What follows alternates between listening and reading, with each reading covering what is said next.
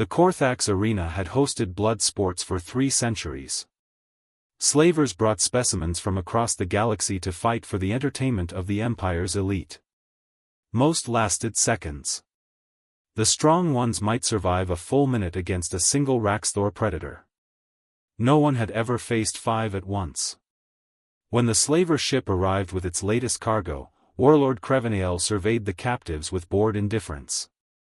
His eyes settled on the smallest specimen, a young human female, no more than 16 standard years, dirty and thin from weeks in the hold. That one, he pointed. In the arena. Against the Pride. His attendant hesitated. My lord, she's barely alive. She won't last long enough to entertain. Then it will be brief. Crevenael waved dismissively. The crowd enjoys variety. They dragged Maya Rodriguez into the arena and left her in the center of the sand. Above, thousands of Korthax spectators roared their approval. The human looked small under the artificial suns, wearing nothing but tattered clothing and restraint marks on her wrists. The gates opened. 5 Raxthor predators emerged, each 3 meters of scaled muscle, razor claws, and hunting instinct refined over millions of years of evolution. They were apex predators, imported at enormous expense from a death world even the Korthax feared. The crowd's roar reached a fever pitch. Maya didn't run. She stood perfectly still, her eyes tracking each predator as they spread out, encircling her with the practiced efficiency of pack hunters. In the luxury box, Crevenael leaned forward slightly. There was something odd about the human's stance. Her breathing had steadied. Her muscles had gone from terrified tension to something else entirely. Coiled readiness.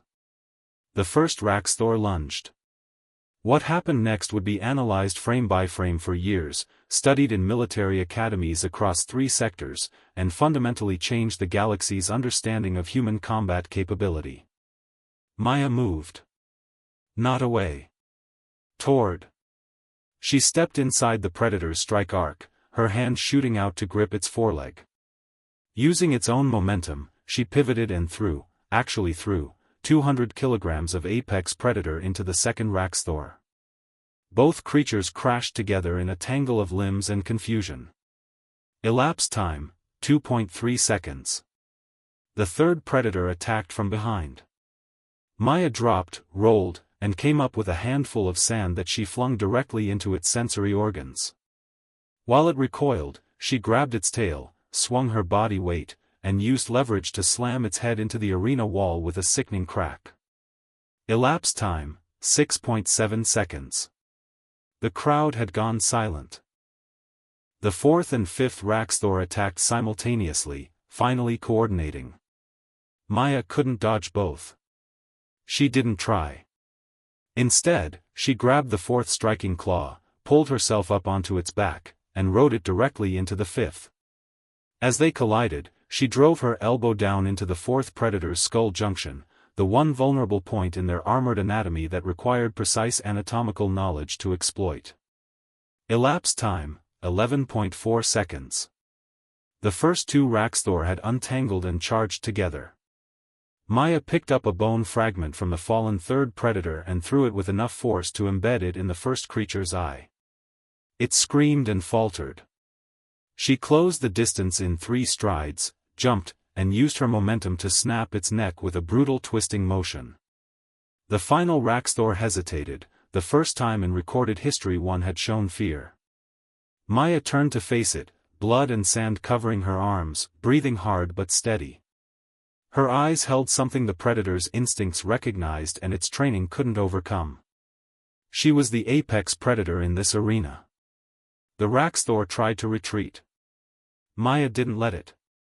She pursued, feinted left, and when it committed to a defensive posture, she struck at its throat with the edge of her hand. The creature dropped. Total elapsed time, 18.2 seconds.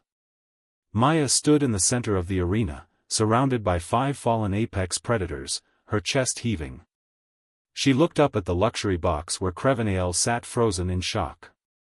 "I grew up in Detroit," she said, her voice carrying in the shocked silence.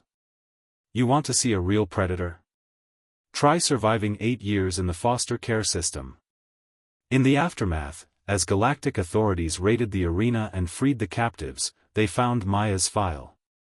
She'd been taken from Earth during a supervised camping trip, part of a troubled youth rehabilitation program teaching survival skills to at-risk teenagers. The investigation revealed she'd earned black belts in 3 martial arts, studied anatomy extensively, and had been training for competitive fighting before being abducted. The camping trip was supposed to teach her discipline. It had taught her something else: how to read predator behavior, how to use environment as a weapon, and how to never, ever give up. Dr. Chen, the xenobiologist who examined the Raxthor bodies, filed her report with trembling hands. The human didn't just survive. She analyzed their attack patterns, identified their weakness, and executed a combat strategy that maximized efficiency while minimizing her energy expenditure. This wasn't luck or desperation. This was expertise. Warlord Crevenael faced Galactic Tribunal for his crimes. When asked if he had anything to say about the arena incident, he could only whisper, "We thought we captured prey. We didn't understand, humans are never prey. They're predators pretending to be civilized." Maya returned to Earth 3 months later. The story had spread across the galaxy: the human girl who fell 5 apex predators in 18 seconds with nothing but knowledge, determination, and the absolute refusal to be anyone's victim. When reporters asked if she was afraid during the fight, she considered the question carefully. "No," she said finally. "I was angry. And on Earth, we have a saying, hell hath no fury." They just learned what that means.